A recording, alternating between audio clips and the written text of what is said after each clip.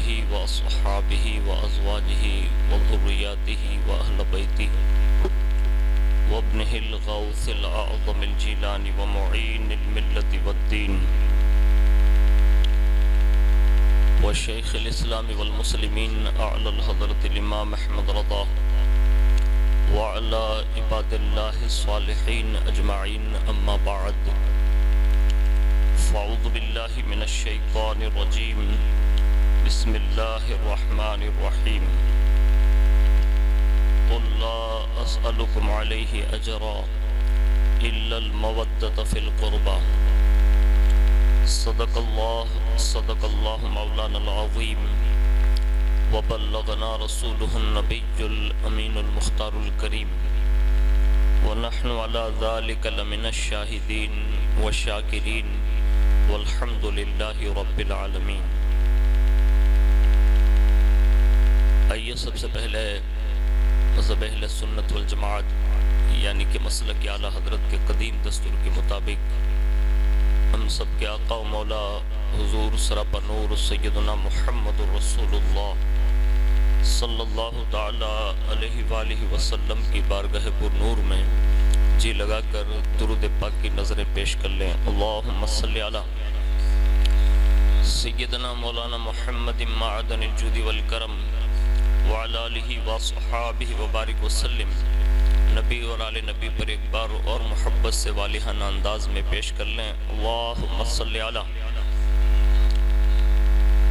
سیدنا مولانا محمد معدن الجود والکرم وعلی آلہ وصحابہ وبارک وسلم۔ صلاۃ و سلام علیک یا رسول اللہ صلی اللہ تعالی علیہ وآلہ وسلم۔ حصول برکت و نجات کے لیے ایک بار اور جی لگا کر درود پاک پڑھیں۔ اللہم صلی وسلم وبارک علی سیدنا و مولانا محمد وعلی آل سیدنا مولانا محمد کما تحب و ترضى بأن تصلی علیہ صلاۃ و سلام علیک یا رسول اللہ صلی اللہ تعالی علیہ وآلہ وسلم۔ استاد دمن حضرت علامہ مولانا حسن رضا خان بریلوی رحمت اللہ تعالی علیہ بارگاہ خاندان اہل بیت اطہار میں اپنا خراج پیش کرتے ہوئے یوں عرض کرتے ہیں کہ باغ جنت کے ہیں بحر مدح خان اہل بیت، باغ جنت کے ہیں بحر مدح خان اہل بیت، تم کو مزدہ نار کا اے دشمنان اہل بیت، اور کس زبان سے ہو بیاں عز و شان اہل بیت، کس زبان سے ہو بیاں عز و شان اہل بیت، مدح گوئے مصطفیٰ ہے مدح خان اہل بیت، اور ان کی پاکی کا خدائے پاک کرتا ہے بیاں، ان کی پاکی کا خدائے پاک کرتا ہے بیاں، آیہ تطہیر سے ظاہر ہے شان اہل بیت، آیہ تطہیر سے ظاہر ہے شان اہل بیت، اور مصطفیٰ عزت بڑھانے کے لیے تعظیم دیں، مصطفیٰ عزت بڑھانے کے لیے تعظیم دیں، ہے بلند اقبال تیرا دودھ مانے اہل بیت، بے اجازت جن کے گھر جبرائیل بھی آتے نہیں، بے اجازت جن کے گھر جبرائیل بھی آتے نہیں، قدر والے جانتے ہیں قدر و شان اہل بیت، اور بے ادب گستاخ فرقے کو سنا دے اے حسن، بے ادب گستاخ فرقے کو سنا دے اے حسن، یوں کہا کرتے ہیں سنی داستان اہل بیت۔ ایک بار اور محبت سے جی لگا کر درود پاک پڑھ لیں۔ اللہم صلی علی سیدنا مولانا محمد معدن الجود والکرم وعلی آلہ وصحابہ وبارک وسلم۔ صلاۃ و سلام علیک یا رسول اللہ صلی اللہ تعالی علیہ وآلہ وسلم۔ ماہ رجب الشریف، رجب المرجب شریف کی یہ پر نور جمعۃ المبارکہ میں ہم اور آپ شرکت کی سعادت حاصل کریں۔ اس ماہ مبارک کی بذات خود ہی اتنی بے شمار برکتیں ہیں کہ صحابہ کرام رضوان اللہ تعالی علیہم اجمعین اس مہینے میں ہی عبادت، ریاضت، صدقہ، خیرات اور دیگر اعمال صالحہ کے لیے اپنے آپ کو تیار کر لیتے اور پورا ماہ شوال، یہ شعبان، پھر رمضان، یعنی رجب سے ہی ماہ رمضان شریف کی تیاریوں میں لگ جاتے، یعنی اسی مہینے سے اکثر روزے رکھتے، پھر پورا ماہ شعبان روزہ رکھتے اور اسی طرح وہ ماہ رمضان شریف کا استقبال فرماتے۔ تو یہ ان 4 مہینوں میں سے ایک ماہ ہے جسے ہم اور آپ رجب المرجب شریف کا مہینہ کہتے ہیں۔ اس میں مختلف بزرگوں کے ایام ہیں، بالخصوص 15 رجب شریف حضرت سیدنا امام جعفر صادق رضی اللہ تبارک و تعالیٰ عنہ کی ذات والا صفات سے اس تاریخ کا تعلق ہے۔ تو چند باتیں ان کی زندگی کے حوالے سے آپ کے گوش گزار کرنے کی سعادت حاصل کرتا ہوں۔ اللہ کرے کہ اللہ رب العزت ہمیں ان بزرگوں کی سیرت سن کر اس پر عمل کرنے کی توفیق عطا فرمائیں۔ حضرت امام جعفر صادق یہ کون تھے، ان کا کردار کیسا تھا، ان کا اخلاق کیسا تھا، کن مراتب پر اللہ نے آپ کو فائز فرمایا تھا؟ تو مختصر انداز میں ان کا تعارف یہ ہے کہ حضرت سیدنا ابو عبداللہ جعفر بن محمد صادق رضی اللہ تعالیٰ عنہ یہ تابعین میں سے ہیں۔ آپ رحمت اللہ تعالیٰ علیہ فصیح اور بلیغ گفتگو کرتے اور سرداری میں سبقت لے جانے والے اپنے زمانے کے امام ہمام تھے۔ آپ نے عبادت، ریاضت، عاجزی، انکساری، اس کی طرف آپ نے متوجہ ہو کر تنہائی میں خشوع اور خضوع کے ساتھ آپ نے عبادتیں فرمائی۔ نیز سرداری اور مملکت حاصل کرنے اور لوگوں کو اپنی طرف اکٹھا کرنے سے آپ گریزاں رہے، یعنی لوگوں کی بھیڑ آپ پسند نہیں فرماتے بلکہ ہمیشہ تنہائی پسند فرماتے۔ یہ مختصر آپ کی عادت و اطوار کا ایک پہلو میں نے آپ کے سامنے پیش کرنے کی سعادت حاصل کی۔ اس کے سوا آپ کی بارگاہ میں جب کوئی بندہ آتا تو آپ اس سے کیا باتیں کرتے اور کس انداز سے اسے سمجھانے کی کوشش کرتے ہیں، کچھ ان کی باتیں سنتے ہیں۔ اللہ رب العزت نے ان کو جو فضائل و کمالات عطا فرمائے ہیں وہ تو بہت بلند ہیں، لیکن بڑے بڑے لوگوں نے ان کی بارگاہ سے کتنا فیض حاصل کیا، کیا کیا باتیں معلوم کی، وہ سننے کے قابل ہے، اور اللہ توفیق دے تو اس پر عمل کرنا ضروری ہے۔ اگر بندے عمل کرنا شروع کر دیں تو آج بھی ان کا فیضان ایسے ہی جاری ہے جیسے ان کا فیضان حضرت داؤد طائی کے زمانے میں جاری تھا۔ آج بھی لوگوں کو اتنا ہی فائدہ مل سکتا ہے جیسا حضرت سفیان ثوری نے فائدہ اٹھایا تھا۔ ان میں سے چند باتیں یہ ہیں کہ حضرت سیدنا امام مالک بن انس رحمت اللہ تعالی علیہ بیان کرتے ہیں کہ حضرت سیدنا سفیان ثوری رحمت اللہ تعالی علیہ نے حضرت سیدنا امام جعفر صادق رضی اللہ تعالیٰ عنہ سے ایک بار عریضہ پیش کیا اور انہوں نے یہ کہا کہ میں آپ کی بارگاہ سے اس وقت تک نہیں اٹھوں گا جب تک کہ آپ مجھے کوئی نصیحت نہیں فرما دیتے۔ یعنی یہ لوگ بزرگوں کی بارگاہ میں جاتے ہی اس لیے تھے تاکہ انہیں نصیحت کی جائے۔ آج ہم بزرگوں سے دور اس لیے ہی رہتے ہیں کہ ہمیں کوئی نصیحت نہ کرے، یعنی ہر بندہ یہ سمجھتا ہے کہ مجھ سے بڑا عابد و زاہد کوئی نہیں، مجھ سے بڑا نیکوکار کوئی نہیں، حالانکہ یہی ہماری اور آپ کی ہلاکت کا سبب ہے۔ یہ اتنے بڑے لوگ ہونے کے باوجود بھی بڑے بڑے بزرگوں کی بارگاہ میں صرف اس لیے جاتے تھے کہ انہیں کچھ نصیحت کی جائے، انہیں سمجھایا جائے۔ تو اس وقت حضرت امام سفیان ثوری نے کہا کہ میں اس وقت تک نہیں اٹھوں گا جب تک کہ آپ مجھے کوئی نصیحت نہیں کر دیتے۔ آپ نے فرمایا حضرت امام جعفر صادق رضی اللہ تعالی عنہ نے، اے سفیان، میں آپ سے گفتگو کرتا ہوں لیکن زیادہ گفتگو آپ کے لیے اچھی نہیں ہے، یعنی بات کرتا ہوں یہی کافی ہے، لیکن زیادہ باتیں آپ کے لیے اچھی نہیں ہیں۔ لیکن جب آپ نے یہ عہد کر ہی لیا ہے کہ بغیر میری نصیحت کے آپ یہاں سے اٹھیں گے نہیں، تو صرف 3 باتیں میری یاد رکھنا اور اس پر عمل کرنا، یہ ارشاد فرمایا۔ اب یہ سننے کے قابل ہے، بہت آسان ہے، اتنا زیادہ ہارڈ بھی نہیں ہے، ہم سب اور آپ سب مل کر بھی اس پر عمل کر سکتے ہیں، اتنا آسان نسخہ فرمایا۔ کہا 3 باتیں بتاتا ہوں اور اس 3 باتوں کو سننے کے بعد تو عمل کرنا یہ تیرے لیے کافی ہے۔ اب وہ 3 باتیں کیا تھی سنیے۔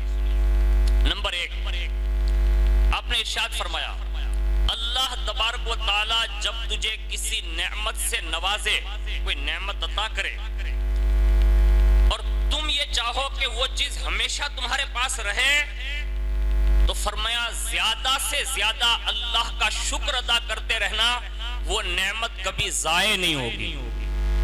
یعنی آپ کو جو بھی چیز مل رہی ہے اس پر اللہ کا شکر ادا کرنا، یہ آپ نے ارشاد فرمایا۔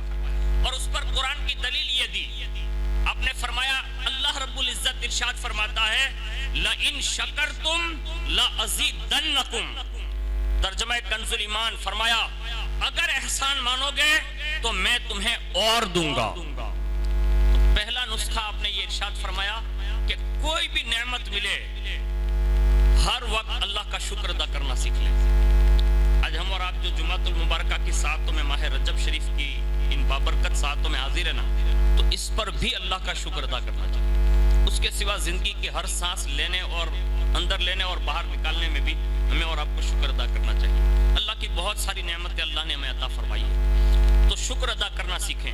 اور اس کے لیے کوئی بڑی صورت نہیں پڑھنی ہوتی، خالی اگر اللہ توفیق دیں تو کوئی بھی نعمت ملے 2 رکعت پڑھ سکتے ہیں تو 2 رکعت پڑھیں، 2 رکعت نہیں پڑھ سکتے، اتنا وقت نہیں ہے شکرانے کی، تو فرمایا کم از کم شکر کا ایک سجدہ ہی کر لیں۔ اور فرمایا اگر سجدہ کرنے کا بھی وقت نہیں ہے تو فرمایا سورہ فاتحہ پڑھ لیں، اور اگر سورہ فاتحہ بھی مکمل پڑھنے کی توفیق نہیں ہے تو فرمایا کم از کم الحمدللہ رب العالمین ضرور کہہ لیا کریں۔ یعنی یہ شکر کے طریقے ہیں۔ اس کے سوا دوسری بات آپ نے ارشاد فرمائی، اور یہ سب کی ضرورت ہے۔ یہ اور بات ہے کہ ہم ہر چیز دنیاوی مادی چیزوں پر فوکس کرنے کے عادی ہو گئے، اس لیے ہمیں ان چیزوں سے یقین ہٹنے لگا، ہمارا یقین کمزور ہو گیا، ورنہ یہ بڑے بڑے لوگوں نے نصیحت جو کی نا وہ سننے کے قابل ہے۔ آپ نے ارشاد فرمایا اگر تمہاری روزی میں تاخیر ہونے لگے، یعنی روزی بند ہو جائے، رزق ملنا بند ہو جائے، یا تاخیر ہونے لگے، یا روزی کم آنے لگے، اور تم یہ محسوس کرو کہ میرا رزق کم ہو رہا ہے، تو فرمایا اللہ کی بارگاہ میں استغفار کرنا شروع کر دو، توبہ کرو، معافی مانگو۔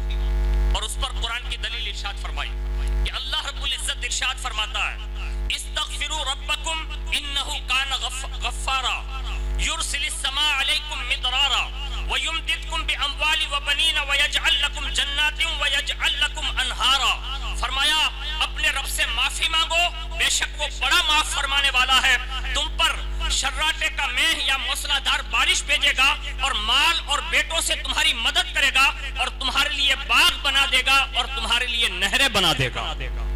یعنی یہ قرآن میں اللہ رب العزت نے استغفار کا جو حکم دیا اور اس کا جو انعام دیا کہ استغفار کرتے رہو گے اللہ تمہاری روزیوں میں برکتیں عطا فرمائے گا۔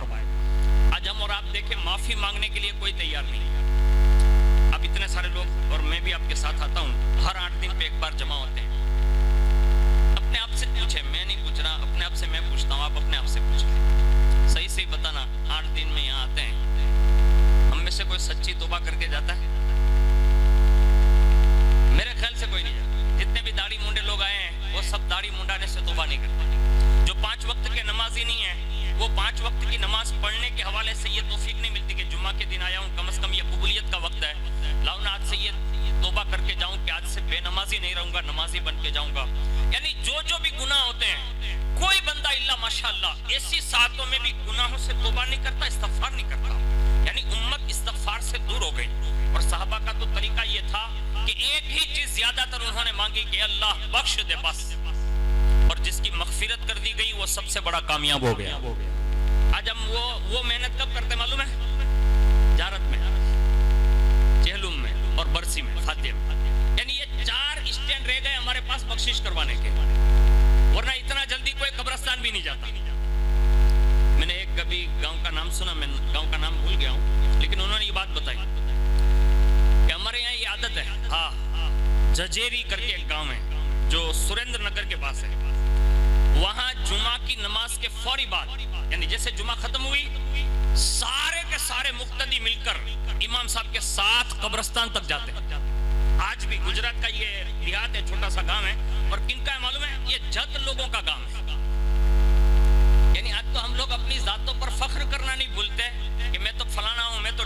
पूछ रहा हूँ, लेकिन तुम कुछ नहीं हो, कब्रिस्तान तो जाते ही नहीं हो, तुम फख्र किस बात पर कर रहे हो? यानी ये जद बिरादरी होकर भी वहां तक जा रही है। आज हमने ये चीज भुला दी, खाली ज़ियारत पढ़ा ली, जहलुम पढ़ा लिया, बरसी का फातिहा दे दिया, फिर हर शाबान की 15 तारीख को मजमूई तौर पर फातिहा दे दिया, हमने समझ लिया कि हमारा मुर्दा बख्शा गया। इतना आसान नहीं है वहां बख्शवाना।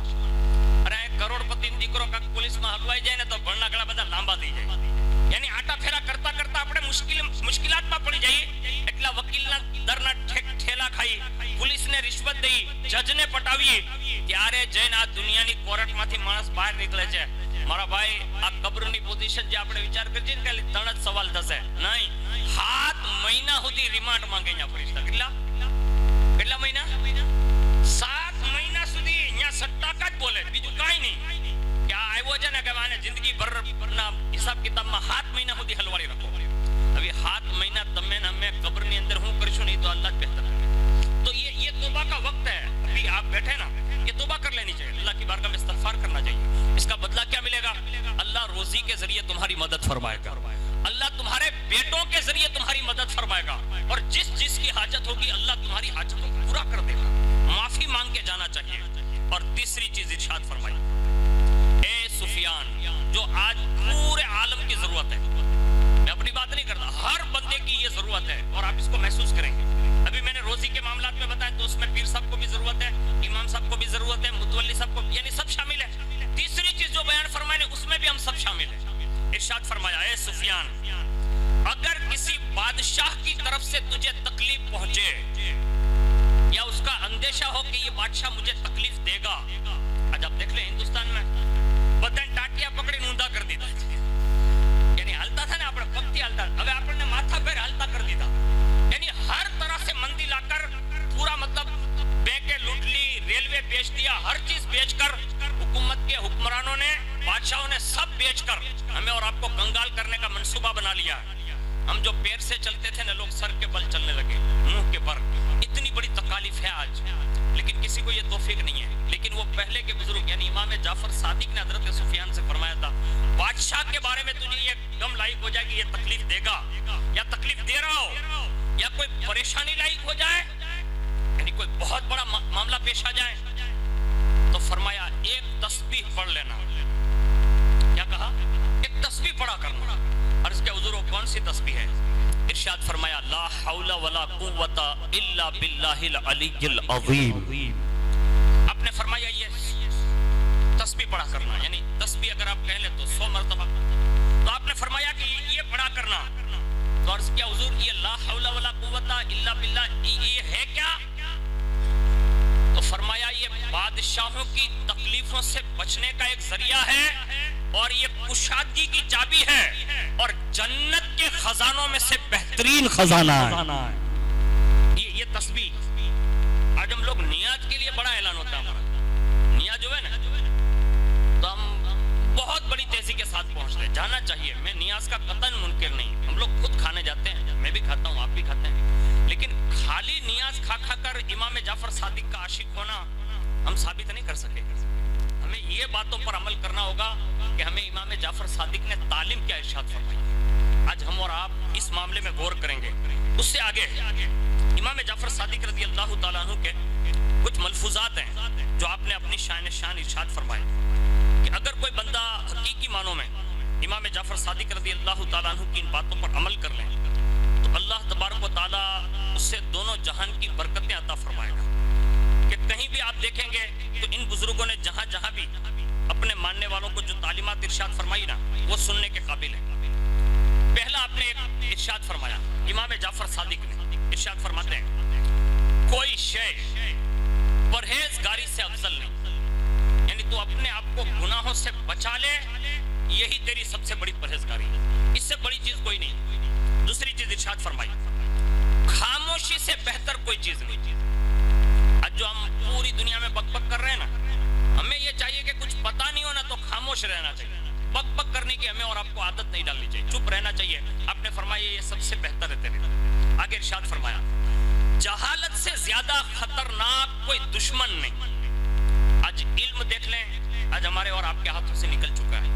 हमारे छोटे बच्चे नहीं, ये जवान बच्चे हैं ना, میں آپ سب سے اگر ایک سوال کر لوں نا تو ہو سکتا ہے کہ آپ خاموش ہو جائیں. میں اگر آپ سے پوچھ لوں ابھی کہ آپ یہ بتا سکتے ہیں کہ حضرت امام جعفر صادق کی والدہ کا نام کیا تھا؟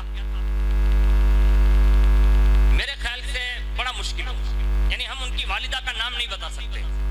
میں اگر پوچھ لوں نا کہ ان کے دادا اور ان کے نانا کا نام کیا تھا تو ہم نہیں بتا سکتے. انہوں نے کتنی عمر گزاری ہم نہیں بتا سکتے. انہوں نے کن کن کا دور پایا ہم نہیں بتا سکتے. ان کے والد محترم کا کردار کیا رہا ہم نہیں بتا سکتے. ان کے بیٹوں کا کیا کردار رہا ہم نہیں بتا سکتے. ہم سب خاموش ہیں. لیکن یہ دنیا کے کچھ فلمی سٹار ہیرو کے بارے میں اگر کوئی پوچھ لینا تو اس کی پوری ہسٹری اور بایو ڈیٹا ہم سب کو معلوم ہے. یہ ہماری جہالت ہے. ہمارے پاس علم جا چکا ہے. اللہ کے لیے کوشش کیجئے. امام جعفر صادق فرماتے ہیں کہ یہ جہالت یہ تمہاری دشمن ہے. ہر سال دیکھیے نا آپ، جیسے محرم آئے، پھر ربیع النور آیا، پھر اس طرح 11ویں شریف آئی، 6ٹھی شریف آئی، جو ہمارے تہوار آتے ہیں نا، یعنی دینی جو محافل کے دن آتے ہیں، ہر وہ مسئلہ ہمیں اور آپ کو ریپیٹ کرنا پڑتا ہے. حالانکہ وہ ہر سال بیان کیا جاتا ہے، لیکن اس کے باوجود بھی لوگوں میں بھی یہ باور کرایا جاتا ہے. لوگ بھول جاتے ہیں. اللہ کے لیے کوشش کیجئے، جہالت دور کیجئے، علم حاصل کرنے کے میدان تلاش کیجئے. آگے ارشاد فرمایا سب سے بڑی بیماری، تو آپ نے فرمایا یہ جھوٹ یہ سب سے بڑی بیماری ہے. آگے ارشاد فرماتے ہیں بغیر توبہ کے عبادت صحیح ہی نہیں ہوگی. کون فرماتے ہیں؟ امام جعفر صادق، کہ بغیر توبہ کیے ہوئے عبادت صحیح نہیں. تو لوگوں نے پوچھا حضور بغیر توبہ کے عبادت صحیح کیوں نہیں؟ تو فرمایا قرآن پڑھ. اللہ رب العزت نے جہاں عبادت کا ذکر کیا ہے نا تو فرمایا پہلے ذکر توبہ کا کیا ہے پھر عبادت کا کیا ہے. یعنی پہلے تجھ پر توبہ لازم ہے تبھی تیری عبادت صحیح ہوگی. لوگوں نے پوچھا حضور وہ قرآن میں آیت کہاں ہے؟ آپ نے ارشاد فرمایا، اللہ ارشاد فرماتا ہے التائبون العابدون، یعنی توبہ کرنے والے اور عبادت کرنے والے. یعنی بغیر توبہ کے عبادت امام جعفر صادق کے نزدیک صحیح نہیں ہے. اب آپ خود غور کر لیں کہ ہم بغیر توبہ کے جو گھوم رہے ہیں نا، تو کہیں ایسا تو نہیں کہ ہماری یہ عبادت قیامت کے دن کہیں ہمارے منہ پر نہ مار دی جائیں. چوتھے نمبر پر ارشاد فرمایا جو شخص ہر کس و ناقص کے ساتھ اٹھتا اور بیٹھتا رہتا ہے، آپ نے فرمایا وہ کبھی سلامت نہیں رہ سکتا. سب کے ساتھ مت اٹھیے بیٹھیے. اس میں کئی میرے دوست احباب ہیں جس کے ساتھ جگہ ملے نا وہیں بیٹھ گئے. اور ایک دکان ہے راستے میں وہ دکان والے کو بھی نہیں جانتا، لیکن جو بیٹھنے والے ہیں میں ان کو جانتا ہوں. غریب یہاں سے اپنے چلتے ہیں نا باہر، تب میں نے ایک دکان ہے وہاں ہر وقت اسی مسجد کے نمازی جو جمعہ کے ہیں وہ جوا کھیلتے ہیں. میں ان کو نام سے جانتا ہوں اور ان سب کو مطلب جیسے ابھی آپ بولو تو میں کھڑا کر دوں، لیکن ایسا نہیں کرتا. آپ سے عرض ہے اب وہاں بیٹھ کے جوا کھیل کے آپ کس کو باور کرا رہے ہیں؟ اور معاذ اللہ کچھ تو داڑھی والے اور کچھ ٹوپی والے وہیں بیٹھ کے، جب بھی میں نکلا ہوں نا تو میں نے ان کو اکثر وہیں جوا کھیلتے دیکھا. مت کھیلیے جوا، اللہ سے ڈریے، سب کے ساتھ اٹھک بیٹھک مت رکھیے. آپ اچھے لوگوں کو تلاش کیجئے. اگر کوئی نہیں ملتا نا اچھا آپ کی نظر کے مطابق تو کم از کم کسی مزار شریف پر 5 سیکنڈ ہی بیٹھ جائیے. ایک ولی کی بارگاہ میں بغیر ریاکاری کے 100 سال کو عبادت کرے، ایک ولی کامل کی بارگاہ میں 1 سیکنڈ بیٹھ جانا یہ 100 سال کی عبادت پر بھاری ہو سکتا ہے. اب کس کے ساتھ بیٹھ رہے ہیں؟ امام جعفر صادق فرماتے ہیں آپ سلامت نہیں رہیں گے اگر سب کے ساتھ اٹھنا بیٹھنا شروع کیا تو. آگے ارشاد فرماتے ہیں جو شخص برے راستے پر رہے گا تو فرمایا وہ راستے پر بیٹھنے کی وجہ سے وہ تہمت دار بنے گا، یعنی اس پر تہمت لگے گی. آپ نے ارشاد فرمایا کہ اپنی زبان کو قابو میں رکھو ورنہ پریشانی کا سامنا ہوگا. اور ارشاد فرمایا 5 آدمیوں سے ہمیشہ دوری اختیار کر لینا، کبھی ان کے پاس مت جانا. اب وہ 5 آدمی کون سے ہیں سنیے. ارشاد فرمایا جھوٹے سے ہمیشہ دور رہنا کیونکہ یہ تجھے کبھی بھی دھوکے میں ڈال سکتا ہے. دوسرا ارشاد فرمایا بے وقوف آدمی سے دور رہنا، اس لیے کہ وہ پہنچائے گا، فائدہ پہنچانے کی کوشش تو کرے گا لیکن پہنچا دے گا نقصان. بے وقوف سے دوستی مت کرنا. آگے ارشاد فرمایا بخیل کنجوس مکھی چوس سے دور رہنا، اس لیے کہ وہ اپنے معمولی سے نفع کے خاطر تمہارا بہت بڑا نقصان کر دے گا. چوتھے نمبر پر ارشاد فرمایا بزدل سے دور رہنا، اس لیے کہ وہ آڑے وقت میں تمہیں ہلاکت میں ڈال کر چھوڑ کر چلا جائے گا. بزدلوں سے بھی دوستی دوستی نہ کرنا، دلیر ہو اس سے دوستانہ تعلق جوڑنا۔ 5ویں نمبر پر ارشاد فرمایا بد عملی سے جو تمہیں ایک نوالے پر بیچ ڈالے گا اور اس سے کمتر کی امید رکھے گا، ایسے بندے سے ہمیں اور آپ کو دور رہنے کا، یعنی بد عمل سے ہمیں دور رہنے کا حکم دیا۔ ہمیں اور آپ کو چاہیے کہ اچھے لوگوں کو تلاش کرے جو کم از کم ایسا تو ضرور ہو کہ وہ 5 وقت کا نمازی ہو، چہرے پر سنت رسول ہو، اور کم از کم وہ حلال روزی کماتا ہو اور وہ جھوٹ نہ بولتا ہو۔ ایسے لوگوں کے قریب اٹھیے بیٹھیے، ورنہ یہ کہیں ہماری اور آپ کی تباہی کا سبب نہ بن جائیں۔ اللہ سے دعا کرتا ہوں اللہ تبارک و تعالی مجھے آپ کو سب کو امام جعفر صادق رضی اللہ تعالیٰ عنہ کی ان تعلیمات پر عمل کی توفیق عطا فرمائیں۔ آمین یا رب العالمین برحمتک یا ارحم الراحمین۔